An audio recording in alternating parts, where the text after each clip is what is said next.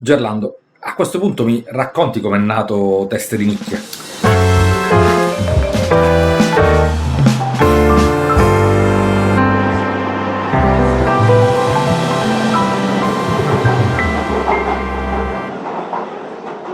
Teste di Nicchia è nato principalmente per raccontare qualcosa che si è vissuto.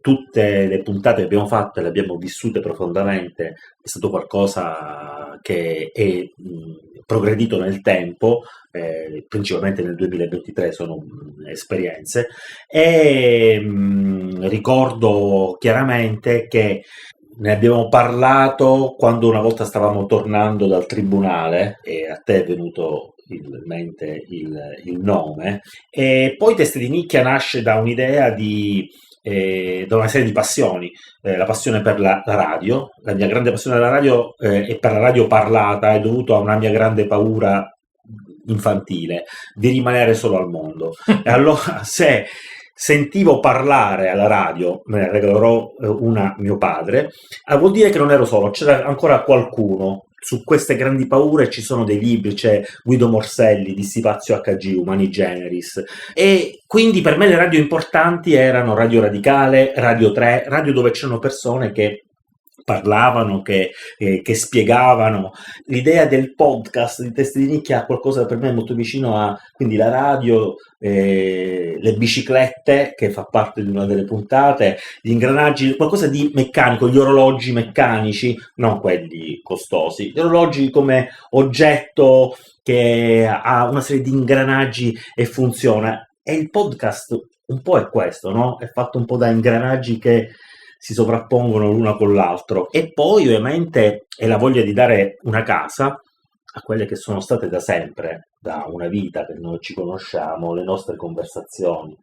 Abbiamo detto, ma perché insomma quello che ci raccontiamo davanti a un caffè non farne... Sì, perché poi forse l'abbiamo accennato, insomma, ci conosciamo quasi da 40 anni, poco meno di 40 anni, e c'è anche in tutte queste espressioni un pizzico un pizzico, a volte tanto divertimento, un po' di vanità, che secondo me usata bene è molto stimolante a costruire, a fare. Ma tu hai avuto sempre comunque questa passione, l'avevi detto, per i giochi di parole, e anche un proto Teste di Nicchia l'avevi fatto addirittura con tuo fratello. Sì, io avevo fatto un'intervista ho registrato da cassette, insomma, roba di veramente 40 anni fa. Fu un'intervista divertentissima dove mio fratello fu bravissimo. Purtroppo non ho più quel nastro, ma altrimenti saremmo diventati ricchi e famosi perché fu veramente una puntata eccezionale. E poi devo dire, io mi sento, diciamo, di ringraziarti, nel senso che una cosa non esiste se non si racconta.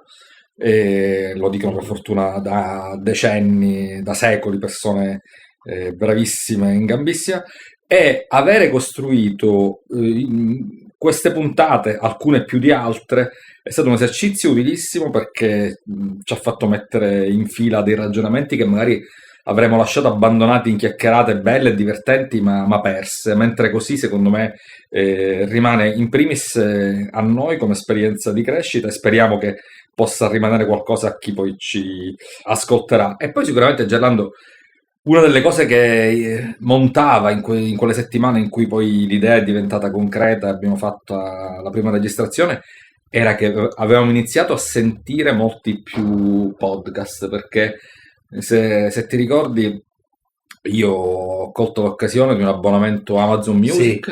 Sì, noi allora di fatto noi abbiamo condiviso sempre molto. Sì. E Teste di Nicchia è anche figlia di Gis Day e di tante altre cose, la voglia di costruire qualcosa. Abbiamo condiviso l'abbonamento Netflix e poi lo chiariamo, quando hanno detto che non si poteva fare abbiamo smesso. Brava gente. E poi sì, è un grande merito tuo quello di aver detto sentite, perché c'è anche Antonio D'Argenio, l'uomo ombra di Teste di Nicchia, e tu hai detto facciamo questo abbonamento a Amazon Music, lo si può condividere. Sì, io ho lottato un po' per convincervi, nel senso che per alcuni non è una piattaforma, tra virgolette, di quelle note, e allora e allora sia tu che Antonio mi avete detto ma ci sono questi brani, ma come la qualità audio, e io mi sono un po' spaccato a dimostrarvi che c'era, ho cercato i numeri, i dati sulle dimensioni del catalogo, che è veramente gigantesco, e la qualità è assolutamente confrontabile. Alcuni dicono, non sono un esperto quindi mi zittisco subito, che ha delle caratteristiche di qualità audio superiori a Spotify, a cose di questo tipo. Ma poi è venuto anche in abbinamento al fatto che ovviamente c'erano i podcast e che c'erano delle cuffie che tu ci hai consigliato, che abbiamo preso tutti e due a conduzione ossea. Non comprate altro, solo cuffie a conduzione per poter usare tranquillamente in bicicletta, camminando. E uno dei modi con cui ti ho convinto di più forse è anche farti ascoltare qualche podcast. Sì, quello di Cecilia Sala. Esattamente. Stories esattamente. Che io non conoscevo nemmeno fino a poco tempo prima che partisse e che te lo consigliassi. A me credo l'ha consigliato Marco Cortella, però non ne sono sicuro. Gerardo, ma tu che sei uno che ama leggere, scrivere, ascoltare, sembra domanda preparata, non lo è, ma perché Cecilia Sala ti ha fatto convincere un po' ad abbonarti in Amazon Music? Allora, perché anzitutto perché è un podcast giornaliero e quindi se sentite questi rumori è il nostro cane. Sì, va bene, oggi è con noi. Oggi è con noi, Guinness. Dicevamo, è un post giornaliero, quindi io sento la puntata, la mattina sento la puntata del giorno prima. E mi piace come è raccontato, mi sono piaciute moltissimo le puntate fatte sulla striscia di Gaza, perché sono state fatte molto bene, in maniera molto, molto diretta, spiegate senza nessun fanatismo, a valore anche il tempo. Certo, c'è una grande redazione dietro e c'è una sinossi mediamente buona, fatta bene, ecco.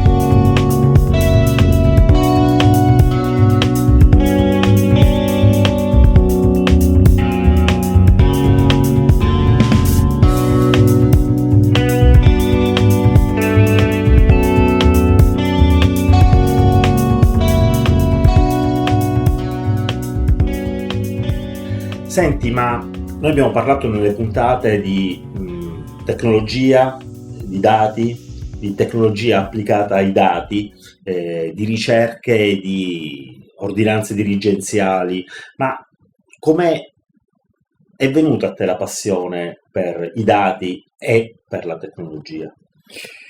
Allora, una cosa che mi piace dire all'inizio è l'Atari. Per chi non ha 50 anni, magari è una parola ignota, per un giovane probabilmente non ha mai sentito dire. È il nome di una delle primissime console per videogiocatori. Io ero un bambino viziato da mio padre e da mia madre e fui uno dei primi ragazzini, bambini, avevo mi ricordo 6-7 anni, ad avere la console Atari. Questa cosa mi divertiva tantissimo, videogiocavo come un pazzo, ero bravissimo, battevo tutti i record, aiutavo gli amici a battere i cugini antipatici nei videogiochi, e quindi l'avvicinamento alla tecnologia sicuramente da ragazzino e la soddisfazione di saperla usare. Anche perché noi siamo una generazione che ha cominciato a usare i primi personal computer da casa, cioè c'era l'Atari, c'era il Commodore 64, che è quello che avevo io, l'Intellivision, erano cose che lo Spectrum Sinclair si potevano utilizzare, si avevano a casa, ecco, non erano... Sì. Prima solo in sala giochi, invece quella cosa fu eccezionale.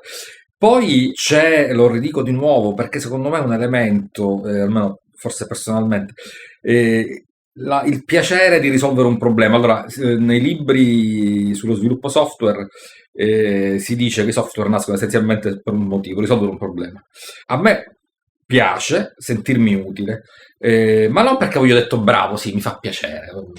Mi piace moltissimo il sorriso, lo scambio di quello che è contento del risultato e condivide poi il passaggio in avanti. Far scoprire qualcosa a una persona che prima non lo sapeva. Esatto, questa cosa è una cosa che per me è il pane ed è una delle cose per cui continuo un po' a studiarmi certe cosette tecnologiche di innovazione, perché mi piace, mi viene facile, mi diverte.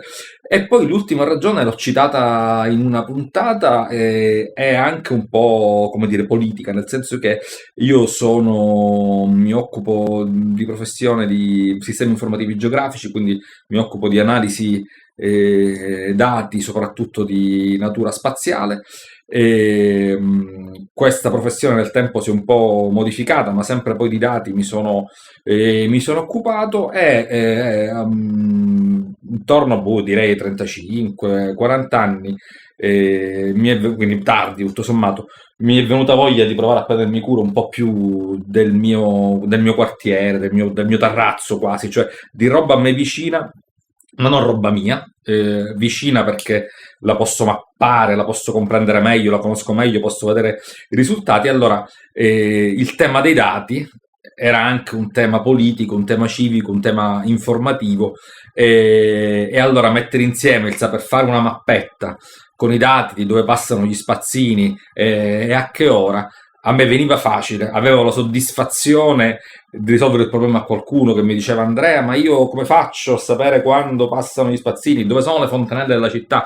Tra le cose fatte, ho fatto una mappa delle fontanelle con i minuti a piedi che per ognuno servono per arrivare in città, ma io direi che il motivo forse più importante è quello comunque di divertirsi, nel senso che al di là c'è chi va a funghi, no? C'è chi sente la musica hard rock. Io quella stagione me la ricordo, quella del 2008, e noi non ci vedevamo da un diverso tempo.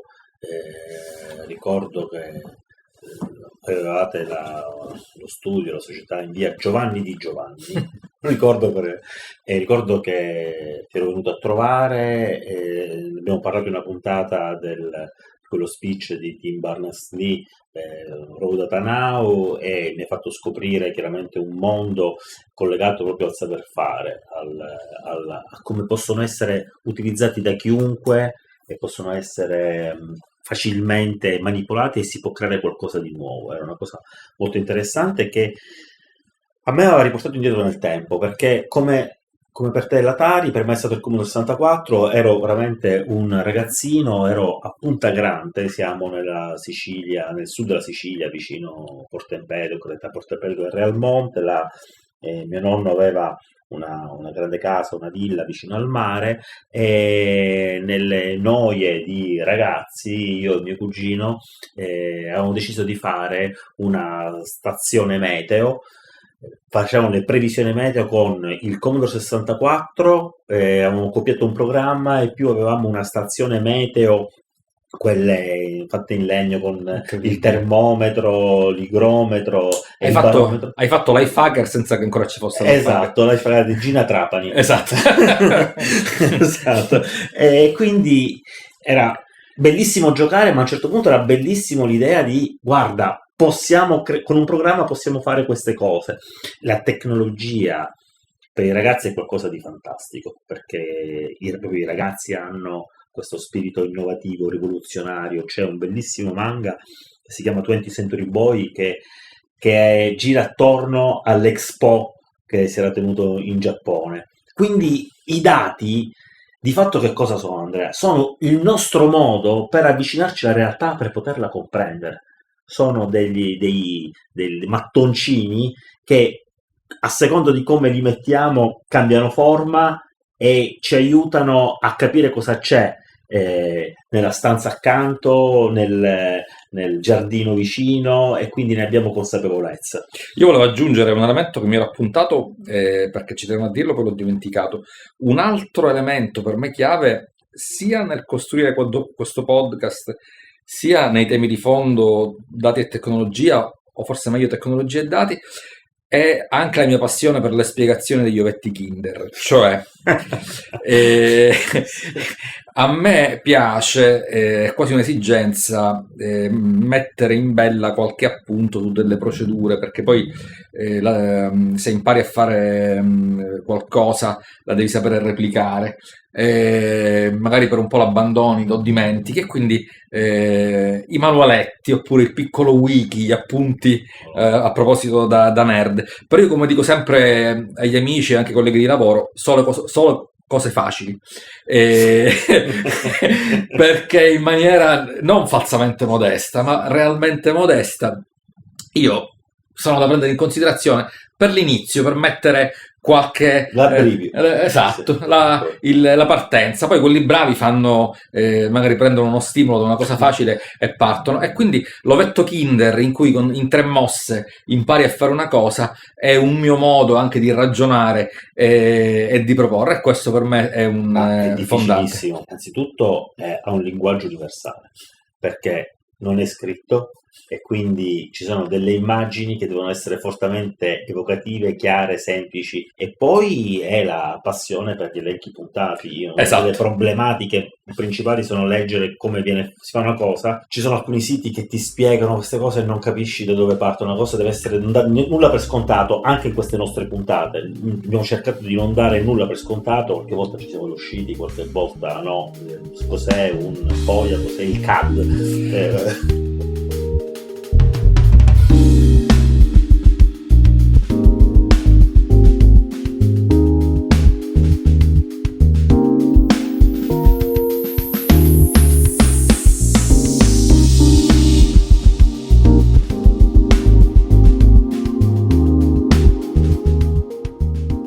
Gerardo, ma tecnicamente tu avevi mai fatto un podcast? Come sei riuscito a mettere in piedi? Perché, diciamolo, la parte, diciamo, di registrazione, la parte tecnica è tutta a cura tua. Dunque, sì, tutto nasce anche questa volta tantissimo tempo fa, perché io ho sempre avuto la passione della registrazione, della musica, di registrare E comporre. E comporre, sì, insomma, ma poi il lavoro e molte altre cose mi hanno fatto lasciare. Nel 2020, con la pandemia, ho acquistato su Amazon un portatile rigenerato per utilizzarlo solamente per la musica. Quindi ho cominciato con una Digital Audio Workstation, con Reaper, la voglio citare perché è un progetto fantastico, è bellissima, ma ce ne sono tantissime audio. Cos'è il software? È il software che serve per registrare poi l'audio sostanzialmente, però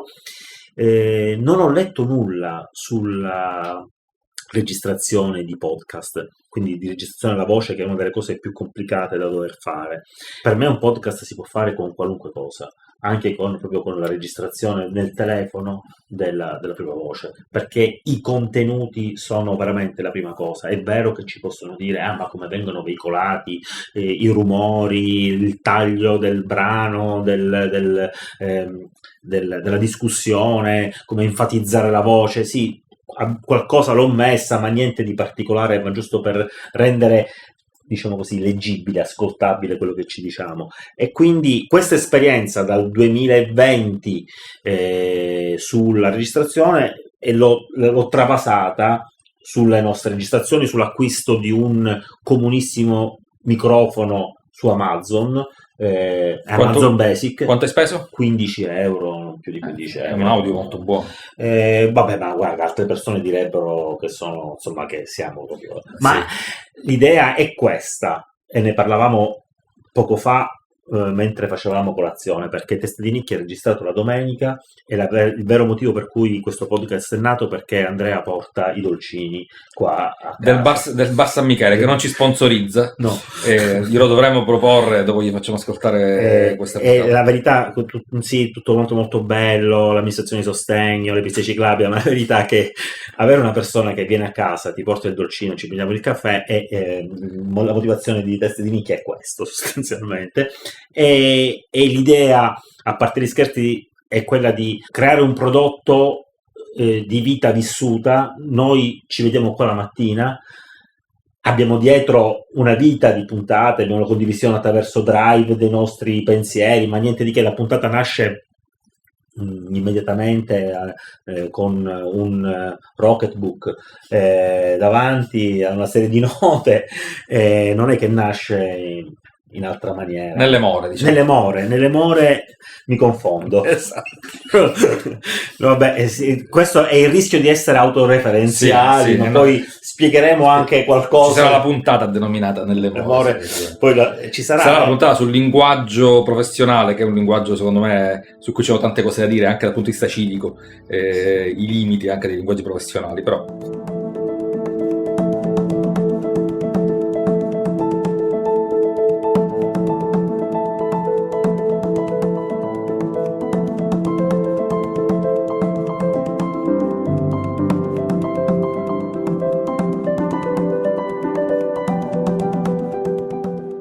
Ma senti, tu invece, mentre io mi sono occupato più che altro della parte di registrazione in maniera molto, molto basica e con la idea comune di fare un prodotto vissuto, cioè non c'è, è una presa diretta, cioè quello che stanno ascoltando non è tagliato minimamente, forse per qualche parte un po' così da escludere per qualche rumore esterno, ma è una Sì. ed è frutto di una idea di far vivere all'ascoltatore una conversazione fra due persone, quindi con tutti i suoi limiti e quant'altro, mentre tu ti occupavi di tutt'altro, della fase organizzativa. Esatto, mi sto occupando, ma soprattutto mi occuperò, perché questa è, diciamo, l'ultima puntata di questo primo ciclo, della messa in onda. Abbiamo scelto la piattaforma Substack, che è una piattaforma molto nota nel mondo delle newsletter. Io personalmente, come vi abbiamo consigliato, Amazon Music come luogo dove potete trovare tantissimi podcast di qualità. Substack è uno dei luoghi dove c'è una newsletter a mio avviso più interessanti, non soltanto tecnologica ma a 360 gradi. Una delle caratteristiche di Substack è la possibilità di pubblicare proprio podcast. Tra le opzioni scegli di fare il caricamento di file audio, quindi titolo, descrizione, file. Ci sarà pure la possibilità di avere il trascritto automatico, dobbiamo vedere come viene. È molto interessante che ci sia la parte trascritta per tanti motivi, sia per chi ha difficoltà con il sonoro, ma perché alle volte il testo è un aiuto in più, ti consente una fruizione aumentata, ti consente una fruizione non indiretta rispetto all'audio che ascolti. E poi abbiamo una bellissima immagine di copertina che è una nostra foto, tra virgolette, di qualche decennio fa. Non diciamo altro, voglio semplicemente dire che è un altro pezzo di nostra vita, nel senso che con Gerlando facciamo cose insieme e proviamo a fissare delle idee. Questo è in realtà una bellissima esperienza quella. Esatto, è un fumetto che ha creato Gerlando, che parlava di noi. Sì, era una piattaforma che non c'è più, ma oltre al fumetto la bellissima esperienza era il contenitore. Come si chiamava? Il Grande Cocomero. Era il periodo, come al solito, era una grande stagione in cui c'era tanta giovinezza e c'era la voglia di fare, il periodo dei blog. Insieme ad altre persone che abbiamo coinvolto per un lungo periodo di tempo abbiamo creato questo blog condiviso. Ovviamente citavamo Schulz e non il film, però il film è carino, però era una citazione. Su WordPress, su WordPress, che è una di quelle piattaforme che c'erano tante, ancora adesso Tumblr, c'erano... Ma quando lo usavamo noi, adesso è super usata ancora ed è forse la più famosa piattaforma di blog. Quando abbiamo iniziato a usarlo noi era nei primi periodi di crescita delle piattaforme. Andrea, era l'inizio del web 2.0, io ricordo di quel periodo tante cose fantastiche, che Delicious, cioè il sistema di bookmarking condiviso, sociale, ricordo Flock, perché era un browser sociale che strizzava l'occhio molto ai social, ed era, lo ricordo quel periodo come un periodo di grande effervescenza. Flickr, per quanto riguarda le fotografie, tutti questi applicativi davano vita a grande fantasia, grande immaginazione, ed era molto divertente anche in quel caso utilizzare i dati. C'era Pipes. che non ho mai capito bene. Yellow Pipes è una cosa di quella che mi manca tanto, però magari ci facciamo una puntata sul ricordare. Ok. Questa potrebbe essere un'idea di puntata. Va bene, ma senti una cosa, ma test di nicchia, quindi che cosa finisce qui? Allora, facendolo sono emerse dei punti importanti. Uno, che le puntate che abbiamo registrato sono venute facili perché ci abbiamo messo una vita, nel senso che raccontano ore, a volte giornate, a volte settimane di esperienza. Quindi sono puntate che sono venute facili, nel senso che abbiamo preso a volte soltanto un titolo, a volte sapevamo di cosa dover parlare, l'elenco puntato che ci piace e l'abbiamo sviluppato. Quindi siamo partiti facilitati. Abbiamo costruito puntate che a risentirle avremmo voluto alcune rimontarle, riregistrarle, però abbiamo deciso, perché ci piace fare notare proprio, fare ascoltare come nasce, soprattutto fare ascoltare l'essere insieme, la chiacchierata, con tutte le sue imperfezioni, con tutte le sue difficoltà e anche con le dimenticanze, perché ci sono molte cose che mi sarebbe piaciuto dire. Sì, a volte le definizioni, un errore che abbiamo fatto, appunto abbiamo detto, abbiamo citato delle norme dando per scontato che tutti sapessero cosa fosse quella norma. E poi la cosa più interessante è che ci sono venute un paio di idee.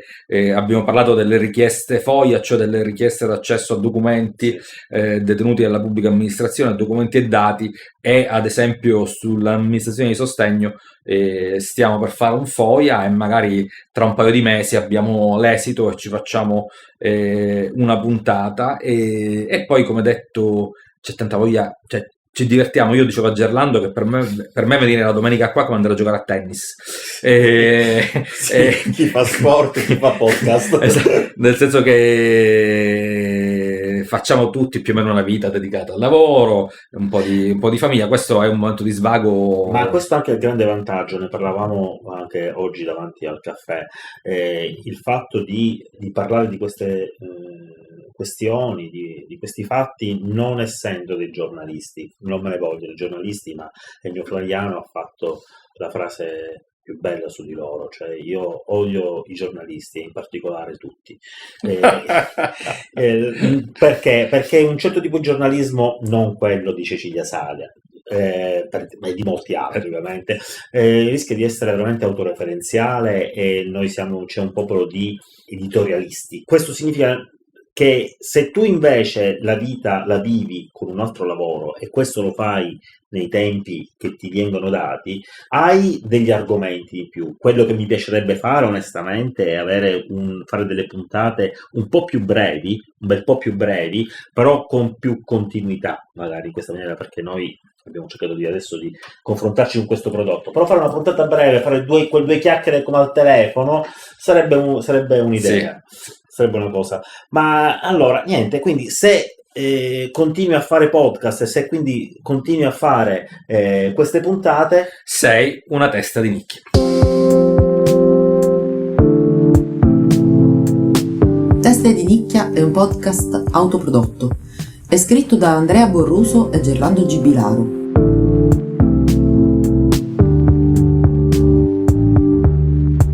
La cura editoriale, la supervisione e il producer sono assenti. In redazione non c'è nessuno. La post-produzione ed il montaggio non sappiamo cosa significhino. Le musiche sono di Strasburgo Series. Le fonti dei contributi audio sono indicati nella sinossi.